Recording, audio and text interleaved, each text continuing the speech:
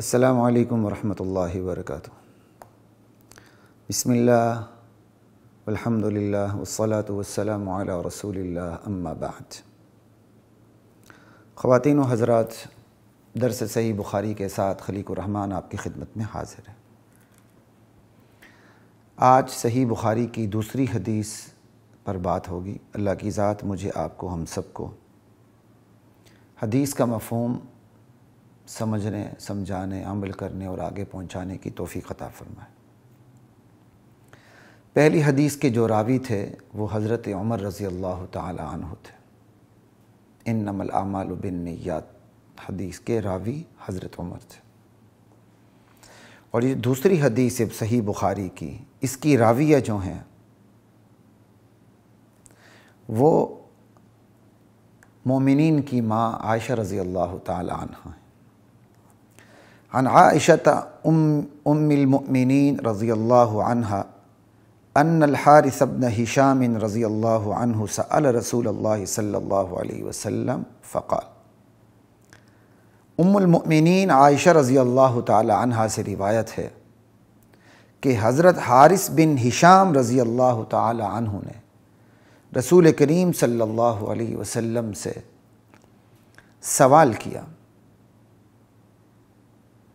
فقال، سوال کرتے ہوئے پوچھا، کہا، یا رسول اللہ کیف یأتیک الوحی، اللہ کے رسول آپ پر وحی کیسے آتی ہے؟ پہلے ترجمہ سن لیں، اس کے بعد انشاءاللہ حدیث کے اندر کچھ چیزیں ہوں گی، اس پر میں اختصار کے ساتھ بات کرنے کی کوشش کروں گا۔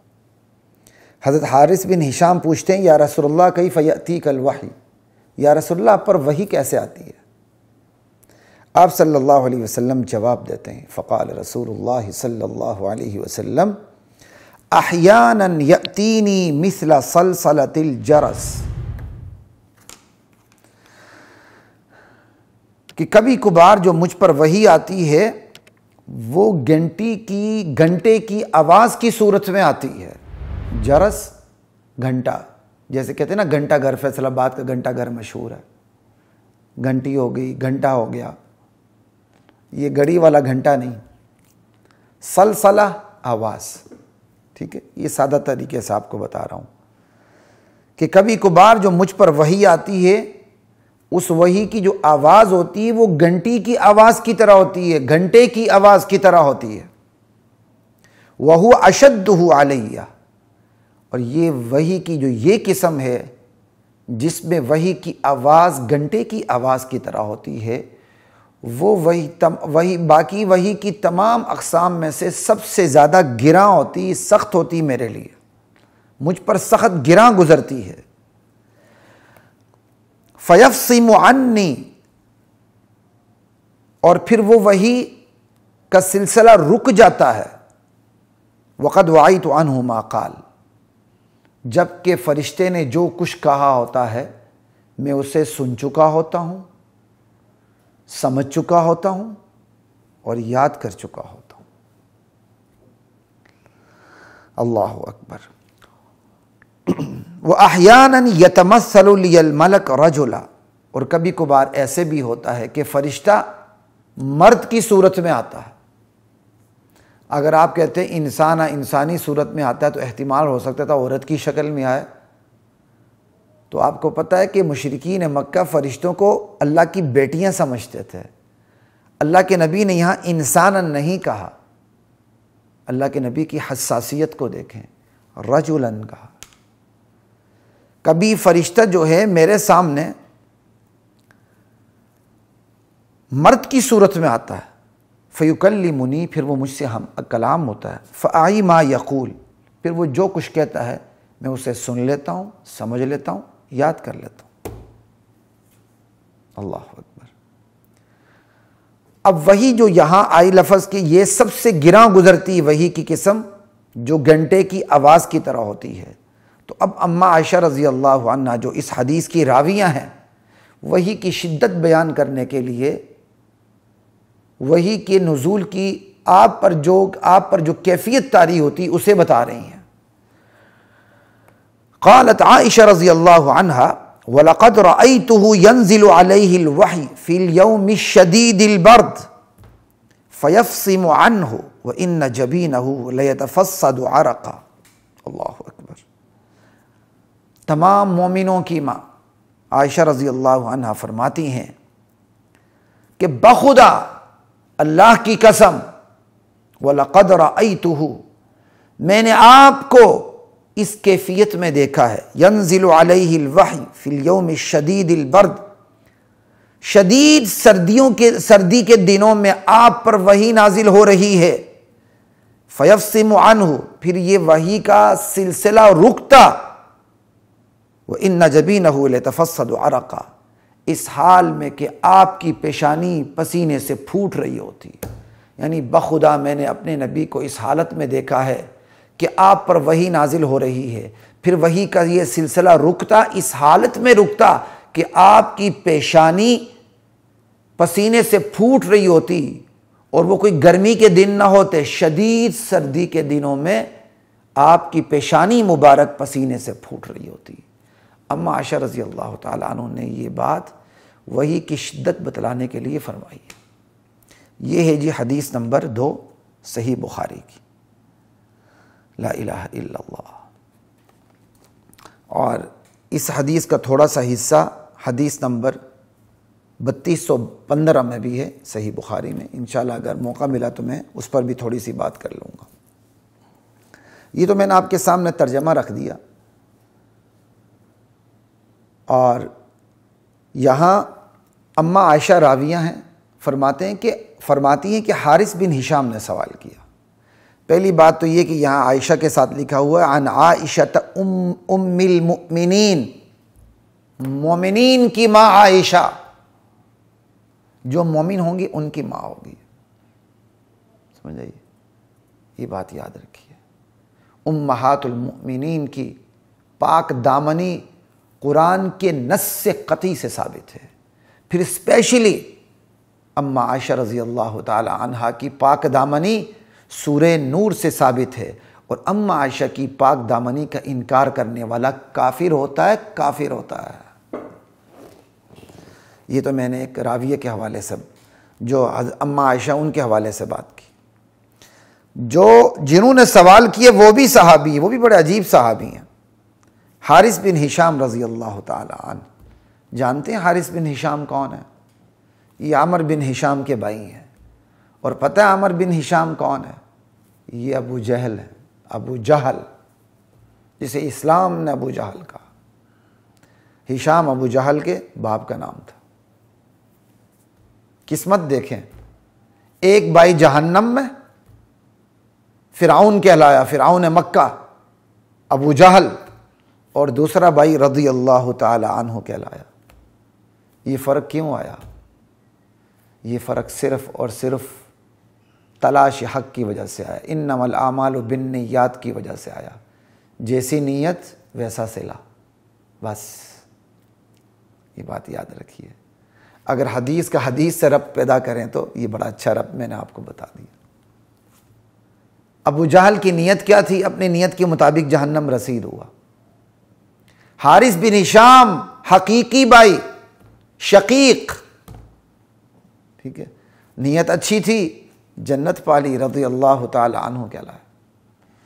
میں حیران ہوتا ہوں دیکھ کے، ایک طرف ابو جہل اور دوسری طرف حارث بن ہشام رضی اللہ عنہ، ایک ہی باپ کے دو بیٹے ہیں، ایک جہنم میں ایک جنت میں، ایک لعنت اللہ، ایک رضی اللہ عنہ۔ کیا بات ہے، لا الہ الا اللہ۔ یہ تو میں نے حارث بن ہشام رضی اللہ عنہ کے حوالے سے آپ کو بات کی، اور جو انہوں نے سوال کیے وہ بھی کمال کا ہے۔ کیف یأتیک الوحی، یا رسول اللہ پر وحی کیسے آتی ہے؟ وحی کہتے ہیں کس کو ہے؟ لا الہ الا اللہ، وحی الاعلام الخفی السریع، یہ خلاصہ ہے۔ لغتاً آپ وحی کو دیکھیں گے تو لغت میں وحی کے جتنے بھی معنی آتے ہیں یہ سب سمٹ کے اس کے اندر آ جاتے ہیں جو میں نے آپ کے سامنے رکھے۔ الاعلام الخفی السریع، کسی کو کوئی بات پوشیدہ طور پر بتانا، اس تیز طریقے سے بتا دینا، جلدی سے، سرعت کے ساتھ۔ تو وحی کے جتنے بھی لغوی معنی مختلف اقسام میں آ جاتے ہیں وہ سب اس کے اندر سمٹ کے آ جاتے ہیں۔ الاعلام الخفی السریع. اب یہ الاعلام الخفی السریع کسی کو تیزی کے ساتھ، سرعت کے ساتھ کوئی پوشیدہ بات، کوئی بات پوشیدہ طور پر بتا دینا ہے، چاہے وہ اشارتاً بتائیں، سمجھائی، وَهُوَ أَعَمُّ مِنْ أَنْ يَكُونَ بِإِشَارَةٍ أَوْ كِتَابَةٍ أَوْ رِسَالَةٍ أَوْ إِلْهَام. سمجھائی، لا الہ الا اللہ. تو بس بہرحال آپ اتنی بات یاد رکھ لیں، وحی جو ہوتی ہے لغتاً، اس کے لغوی جو معنی ہیں وہ کسی کو کوئی بات پوشیدہ طور پر تیزی سے بتا دینا. اور جو وحی کا لغوی معنی ہے وہ تو کسی پر بھی صادق آ سکتا ہے، اس کے لیے نبی ہونا ضروری نہیں ہے، اس کے لیے ذی روح ہونا بھی ضروری نہیں ہے. بِأَنَّ رَبَّكَ أَوْحَىٰ لَهَا، اللہ تعالیٰ نے وحی کی زمین کو زمین کو حکم دیا، بِأَنَّ رَبَّكَ أَوْحَىٰ لَهَا، اس کے لیے ذی روح ہونا بھی ضروری نہیں. پھر ذی روح ہو تو ذوی العقول ہونا بھی ضروری نہیں. وَأَوْحَىٰ رَبُّكَ إِلَى النَّحْلِ، اللہ نے وحی کی کس کی طرف؟ شہد کی مکھی کی طرف. یہ ہے وحی کے لٹرل میننگز، اس کے لغوی معنی جو انسان پر بھی، انسان کے لیے بھی استعمال ہوتے ہیں، غیر انسان کے لیے بھی استعمال ہوتے ہیں، ذی روح کے لیے، غیر ذی روح کے لیے، ذوی العقول کے لیے، غیر ذوی العقول کے لیے، سب کے لیے استعمال ہوتے ہیں. لیکن جو وحی شریعت ہے، وحی شرعی ہے، اس کا استعمال صرف انبیاء کے لیے. تو وحی شرعی کہتے کس کو ہیں؟ کلام اللہ المنزل علی نبی من انبیائی، اللہ کا کلام جو انبیاء میں سے کسی نبی پر نازل ہوتا ہے اسے وحی کہتے ہیں، چاہے وہ مطلوب ہو غیر مطلوب ہو. ٹھیک ہے، وہ تو ہمارے ہاں کی تقسیم ہو گئی نا قرآن کے حوالے سے. لا الہ الا اللہ. وہ انجیل اور تورات کے حوالے سے بھی ہو سکتی، لیکن بہرحال اتنی بات یاد رکھیں، وحی شرعی کسے کہتے ہیں؟ اللہ کا کلام جو انبیاء میں سے کسی نبی پر نازل ہوتا ہو، بس وہی وحی ہے. اس کا مطلب ختم نبوت کا مطلب بھی واضح ہو گیا وحی کے معنی سے. ختم نبوت کا مطلب ہے ختم الوحی، وحی کا باب بند ہو گیا، وحی کا چیپٹر کلوز ہو گیا. کیونکہ وحی شرعی کہتے اس کو ہیں کہ جو اللہ کا کلام کسی نبی پر نازل ہو، بس نبوت ختم، وحی ختم. نبوت کا چیپٹر کلوز، وحی کا چیپٹر کلوز. اب کسی پر وحی نہیں آئے گی شرعی. اب اگر کوئی یہ سمجھتا ہے کہ اگر اللہ کے نبی کے بعد بھی وحی شریعت، کوئی وحی جس کا تعلق شریعت سے ہو، جبرائیل امین اس وحی شریعت کو لاتے ہیں کسی شخصیت پر، کسی ہستی پر، حلال حرام کے احکامات کو لاتے ہیں، وہ خبیث، وہ لعین، وہ دجال ختم نبوت کا منکر ہے اور قادیانی سے بڑا کافر ہے، قادیانیوں سے بڑا زندیق اور مرتد ہے. یہ بات یاد رکھیے. اور معذرت کے ساتھ ختم نبوت کے بہت سے احباب اس سلسلے میں اندھے، بہرے، گونگے، لنگڑے، لولے ہیں. انہوں نے ختم نبوت کو رد قادیانیت میں بند کر دیا. یہ ان کی بدقسمتی ہے. خدا کے لیے ختم نبوت کو قادیانیت کی آنکھ سے مت دیکھیں، قادیانیت کو ختم نبوت کی آنکھ سے دیکھیں، پھر آپ کی صحیح آنکھیں کھلیں گی. آپ اندھے نہیں ہوں گے، آپ لولے لنگڑے نہیں ہوں گے، آپ شیطان اخرس نہیں ہوں گے. آپ نے ختم نبوت کو قادیانیت کی آنکھ سے دیکھا، بس اس کا نتیجہ یہ ہوا کہ قادیانیوں سے جو بڑے فتنے پیدا ہوئے اس کے بارے میں نہ صرف آپ لوگوں نے آنکھیں بند کی بلکہ آپ نے ان پر اسلام کی مہر لگا کے ان کو مسلمان ثابت کرنے کی کوشش کی. اللہ کے نبی کے بعد جو یہ سمجھتا ہے کہ اب بھی وہی شریعت نازل ہوتی ہے، حلال حرام کے احکامات اوپر سے اللہ کی طرف سے نازل ہوتے ہیں، خدا کی قسم وہ ختم نبوت کا منکر ہے. اور ایسا شخص دجال، لعین، کافر، زندیق اور مرتد ہے. اس کا کوئی تعلق اسلام کے ساتھ نہیں. انبیاء کا نزول، کتابوں کا نزول اس لیے ہوا ہے کہ کفر اور اسلام کے درمیان حد فاصل قائم کی جائے، سرحد لگا دی جائے، باڑ لگا دی جائے، لوگوں کو پتہ چلے یہ سفید اسلام ہے، یہ کالا اسلام نہیں. پتہ چلے لوگوں کو یہ انبیاء اور ان پر نازل ہونے والی آسمانی کتابوں کا اولین مقصد تھا، اور یہی مقصد قرآن کریم کا ہے، کفر و اسلام کے درمیان حد فاصل قائم کر دینا، کسی ایک شعبے کے اندر غیرت مند بن کر نبی علیہ السلام کی شفاعت کو اپنے ساتھ محصور کر لینا، اور بد عقیدوں کو بھی ٹھکانہ مہیا کرنا اپنی طرف سے، یہ اللہ کے ہاں ناقابل معافی جرم ہے۔ جس نے ختم نبوت کا کام کیا، اللہ تعالیٰ کی نبی کی شفاعت اس کے لیے واجب ہو گئی۔ بھائی آپ کے ساتھ ختم نبوت کے کام کرنے والے بہت سے بد عقیدہ بھی ہیں، ان کو سمجھائیں آپ یہ کام بہت اچھا کر رہے ہیں، خدا کے لیے اپنا عقیدہ بھی ٹھیک کر لو، تاکہ ختم نبوت کا جو آپ کام کر رہے ہیں اس کا صلہ آپ کو آخرت میں بھی ملے، صرف دنیا میں نہیں آخرت میں بھی ملے۔ سٹیج ختم نبوت کا ہو، وہاں قرآن کا انکار کرنے والا اس سٹیج پہ آئے، وہاں اماں عائشہ کو گالیاں دینے والا اس سٹیج پر آئے، وہاں نبی علیہ السلام کے بعد بھی وحی کے سلسلے کو جاری رکھنے والا اس سٹیج پر آئے، اس پر تو ہے ہی لعنت، خدا کی قسم بلانے والوں پر بھی اللہ کی لعنت ہے، کسے باشد کوئی بھی ہو۔ یہ لوگ دین کے مداہن، غدار اور دجل و فریب کے اندر مبتلا ہیں، جو ایک طرف قادیانیوں کو کافر کہنے کے بعد قادیانیوں کے ابا جان کو سٹیج کے اوپر لاتے ہیں اور انہیں مسلمان گردانتے ہیں، انہیں مسلمان بتاتے ہیں۔ لا الہ الا اللہ۔ اللہ ہمیں عقیدہ اپنا درست رکھنے کی توفیق عطا فرمائے اور دوسروں کے عقیدے درست کرنے کی بھی توفیق عطا فرمائے۔ اللہ اکبر۔ تو یا رسول اللہ کیف یأتیک الوحی، تو میں آپ پر بات کر رہا تھا کہ وحی کہتے کس کو ہیں، وحی کی تعریف ہی بتا دیتی ہے کہ اللہ کے نبی کے بعد وہی شریعت کو جاری رکھنے والا کافر ہے۔ آگے چلتے ہیں، یہ حدیث کے میں آپ کو نکتے بیان کر رہا ہوں، باتیں ایسے نہ سنیے گا، جب سنیے گا تو دیر تلک سر دھنیے گا، سنتے جائیے، اللہ مجھے اور آپ کو توفیق عطا فرمائے۔ آگے لفظ آتے ہیں فیفصم عنی، وحی کا سلسلہ موقوف ہو جاتا، منقطع ہو جاتا، نزول وحی کا سلسلہ رک جاتا، فرشتہ مجھ سے الگ ہو جاتا، ٹھیک ہے۔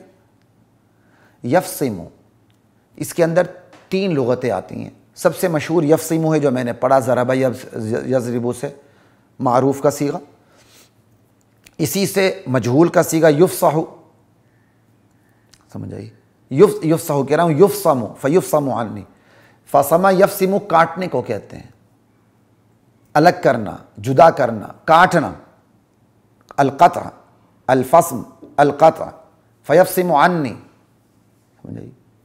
تو ہم بامحاورہ کہہ دیتے ہیں کہ وحی کا سلسلہ منقطع ہو گیا۔ اگر ہمارے اردو میں بامحاورہ ترجمہ مجہول کے صیغے میں زیادہ بہتر بنتا ہے، فیفصم عنی، پھر وحی کا سلسلہ مجھ سے کاٹ دیا جاتا۔ ہمارے اردو اسلوب میں مجہول کا صیغہ بڑا بہترین ہے، اگرچہ عربی میں جو لکھا گیا شارحین نے، یفصم کا صیغہ جو ہے وہ فصیح ہے، اور اسی سے یفصم بھی پڑھا گیا ہے، ٹھیک ہے۔ اور یہ یفصم بھی پڑھا گیا باب افعال سے، لیکن اس وقت یہ یفصم باب افعال سے معروف کا صیغہ ہے، منقطع ہو جانا۔ اور عجیب بات ہے، دیکھیں باب افعال سے یہ لازمی آ رہا ہے، یفصم، افصم یفصم، منقطع ہونا، ٹھیک ہے۔ تو یہ 3 لغات ہیں، اور یہ افصم یفصم یہ قلیل الاستعمال ہے، بہرحال اتنی بات یہاں کافی ہے۔ میری کوشش ہوگی کہ میں الحمدللہ ارادہ تو یہی کیا کہ یہ درس عوام الناس کے لیے ہو، لیکن کچھ چیزیں جو گرامیٹیکلی 1-2 چیزیں الفاظ کی تحقیق وغیرہ آتی ہے وہ بھی ہو جائے، تاکہ جو اہل علم سننے والے ہیں ان کا بھی فائدہ ہو۔ تو یہ میں اس لیے عرض کر رہا ہوں کہ جو حضرات صرف اردو دان ہیں، وہ اردو جانتے ہیں، تو کوئی ایسا لفظ آ جائے جس کی آپ کو سمجھ نہ لگے، آپ کے سر سے اوپر سے گزر جائے، تو اس پہ پریشان ہونے کی ضرورت نہیں ہے۔ حدیث کا میں کوشش یہی کروں گا کہ پورا ترجمہ آپ کے سامنے آ جائے۔ ہاں چند اصطلاحات آپ کے سر کے سے اوپر سے گزر سکتی ہیں، اس میں آپ کو فکر مند ہونے کی ضرورت نہیں ہے۔ آگے لفظ ہے وقد وعیت عنہ، وعیت، اس کے اندر 3 مطلب آتے ہیں۔ وقد وعیت، سمجھنا بھی آتا ہے، سننا بھی آتا ہے، سمجھنا بھی آتا ہے، یاد کرنا بھی آتا ہے۔ یہ نبی علیہ السلام کا معجزہ تھا، یہ اللہ تعالیٰ نے وعدہ کیا، لا تحرک بہ لسانک لتعجل بہ ان علینا جمعہ وقرآنہ فاذا قرأناہ فاتبع قرآنہ ثم ان علینا بیانہ۔ وحی کا سلسلہ جب شروع میں ابتداءً شروع ہوا تھا تو آپ ابھی ناتجربہ کار تھے، وحی کو اٹھانے کا آپ کو ابھی تجربہ نیا ہو رہا تھا، تو آپ اس خطرے سے کہ جبرائیل تو چلا جائے گا، وحی بھول نہ جائے، تو آپ فوراً یاد کرنے کی کوشش کرتے تھے۔ اسی سے پتہ چلا عالم الغیب صرف اللہ ہے۔ یہ وحی کا نزول ہی بتاتا ہے کہ عالم الغیب اللہ ہے۔ اگر حضور عالم الغیب ہوتے تو وحی کے نزول کی ضرورت ہی نہیں تھی۔ لا الہ الا اللہ۔ تو خیر، لا تحرک بہ لسانک لتعجل بہ، آپ کو منع کر دیا گیا، آپ اپنی زبان کو حرکت نہ دیں کہ جلدی اس کو یاد کرنے کی کوشش کریں۔ ان علینا جمعہ وقرآنہ، یہ ہماری ذمہ داری ہے آپ کے سینے میں جمع کرنا، آپ کے سینے میں جمع کرنا، پھر آپ سے اس کو بیان کیا کہتے ہیں، ثم ان علینا جمعہ وقرآنہ فاذا قرأناہ فاتبع قرآنہ ثم ان علینا بیانہ۔ پھر یہ ہماری ہی ذمہ داری ہے کہ اس کو بیان کروانا بھی ہماری ذمہ داری ہے، اس کو آپ کے سینے میں جمع کروانا بھی ہماری ذمہ داری۔ ان علینا جمعہ وقرآنہ، اس کو آپ کے سینے میں جمع کرنا بھی ہماری ذمہ داری ہے، آپ کی زبان سے ادائیگی کروانا بھی ہماری ذمہ داری ہے، سمجھائیے، اور اس کو بیان کروانا، اس کی ڈیٹیل بیان کرنا، وضاحت کروانا بھی ہماری ہی ذمہ داری ہے۔ اچھا، آگے چلتے ہیں۔ تو وعی تو میں نے اس لیے بتایا کہ اس کے اندر تینوں مفہوم آ جاتے ہیں، فہمت، جمعت و حفظت۔ اللہ اکبر۔ آگے اسی کو آپ فرما رہے ہیں وَهُوَ أَشَدُّهُ عَلَيَّ، وحی کی وہ صورت جس میں وحی کی آواز گھنٹے کی آواز کی طرح یہ سب سے گراں گزرتی ہے میرے اوپر، ٹھیک ہے، یہ تو سب سے گراں گزرتی ہے آپ کے اوپر۔ اور وحی کی جو دوسری صورت ہے جس میں فرشتہ انسانوں کی صورت میں آتا ہے اور انسانی طرز پر ہم کلام ہوتا ہے، اس کے بارے میں ایک حدیث میں ہے وَهُوَ أَهْوَنُهُ عَلَيَّ، یہ سب سے زیادہ آسان ہے میرے لیے۔ تو حارث بن ہشام رضی اللہ عنہ نے آپ سے وحی کے بارے میں سوال کیا تو آپ نے وحی کی دو ہی قسمیں بیان کر دیں، جو اشد تھی، سب سے گراں بار سخت تھی وہ بتا دی، اور جو سب سے ہلکی تھی وہ بتا دی۔ درمیان میں جو قسمیں تھی وحی کی وہ آپ نے اختصاراً بیان نہیں فرمائی۔